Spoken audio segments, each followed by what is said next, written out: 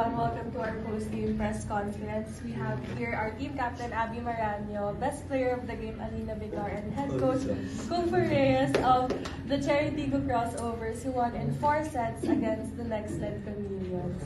Coach, congratulations. Third straight win na ng Cherry Tigo ngayon. Anong masasabi mo sa naging performance nila ngayon? Well, for today's game, nag-respond sila dun sa kung ano yung intention ng coaches na supposedly yun ang lalabas yun.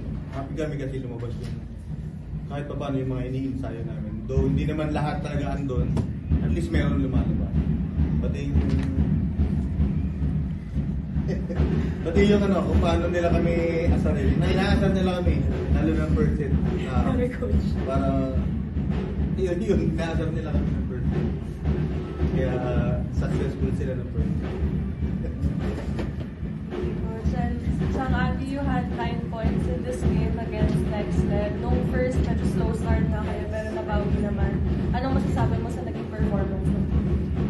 Definitely, we were really slow in the first part of the game. That's why talagang uminit yung ulo nila coach namin. Kasi sa training naman, intense yung ensayo paminsan. Hindi namin na bibigay kaagad dun sa game, which dapat yun yung ma-apply namin na pag nag-start yung game, kailangan ang kada kagad. Hindi pwedeng slow tapos maghahabol kami kasi dun kami nahihirapan.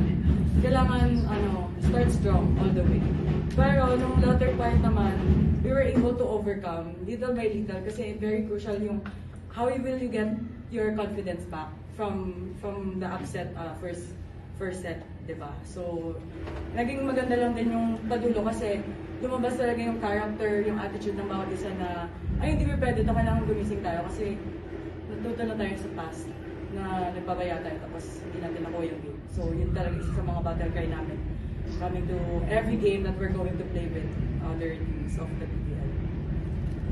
And for Alina, you had 17 excellent sets and also 13 excellent bigs in this game. Ano lang din siguro naging motivation mo coming into this game na nakapag-produce ka ng ganito? Siyempre, hindi naman po kami pumunta dito na hindi lalaban. Nag-enjoy lang po kami ng tulungan. With the help of my teammates din, kasi siyempre sila din. Kung mapalo, ako lang yung nagsistress. So, hindi ko na magagawa kung malalas.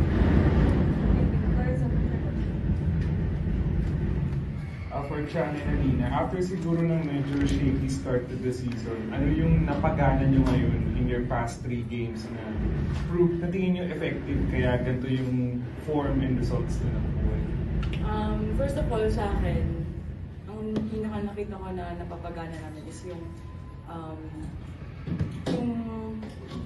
chemistry na pilit namin tinatabaho sa ensayo and sa labas ng ensayo.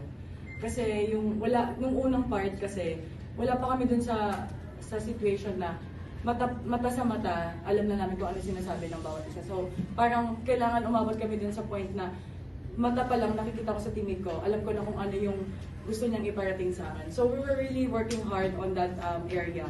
Kasi, sa akin, personally, it's just my 2 months playing with Cherry Tigo. Iba yung sistema nila from the last team that I played with.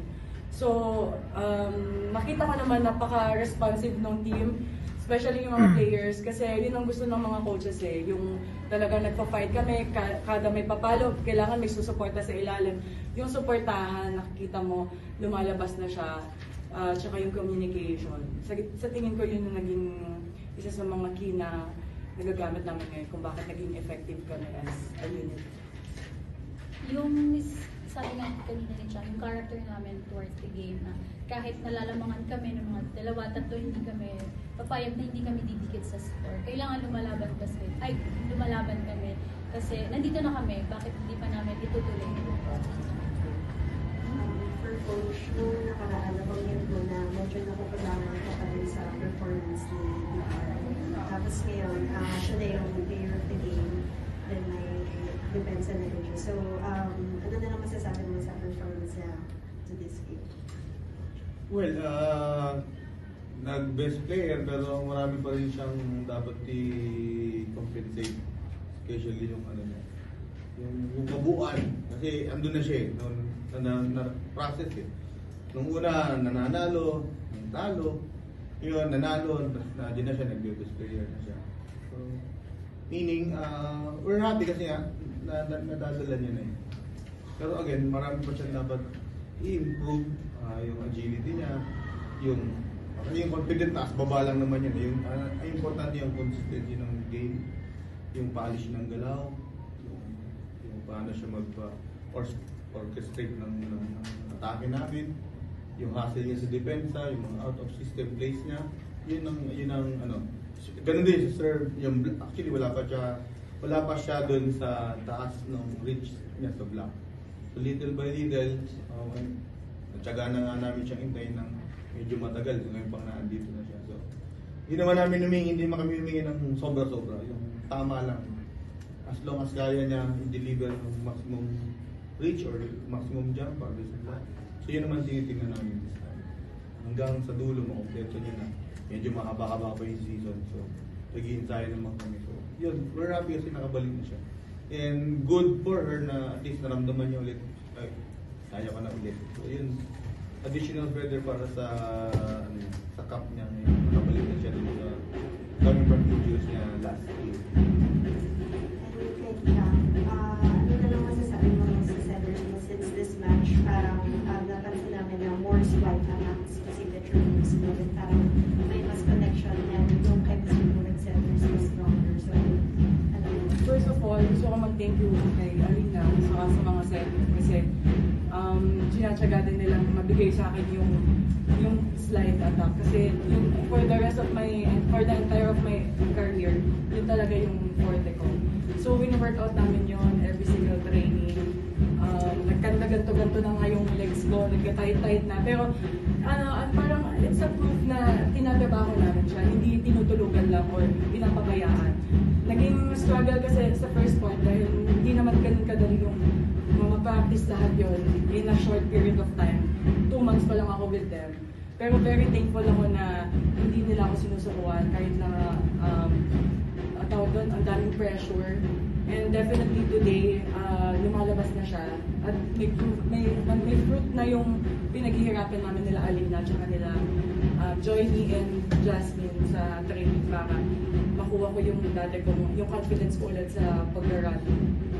Also, add ko lang, parang nag-nostalgic ba sa'yo yung feeling kanina since every time na nakaka-point ka, yung crowd, Oo, nakaka-boost talaga sa akin yun. Tapos nababalik ko yung swag na gusto ko para sa sarili ko kasi yun talaga yung style ko ng play.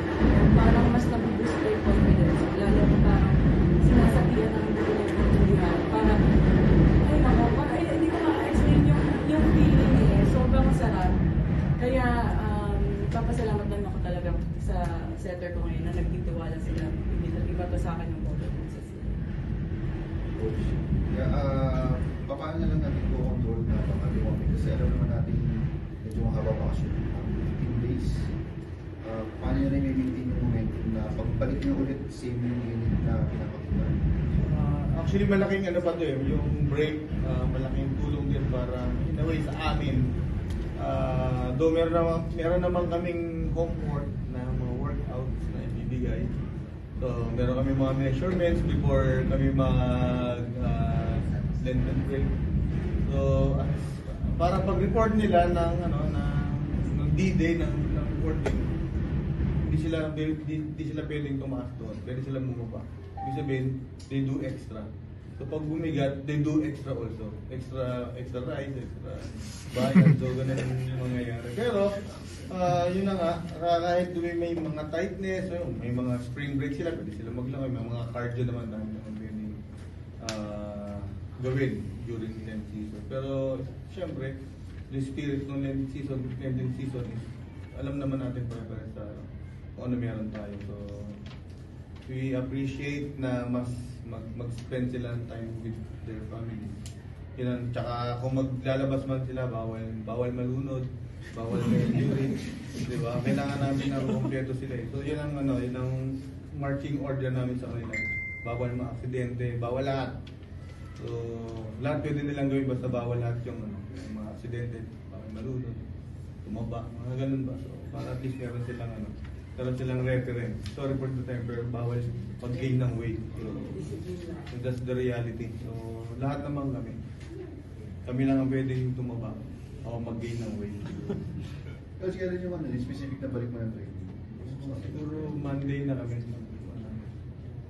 Start Thursday, Holy Thursday, mag-break na kami. Wednesday, meron pa kaming measure. Lahat ng necessary actions para sa medyo long weekend na break. Yun. Thank you, Coach. Thank you all.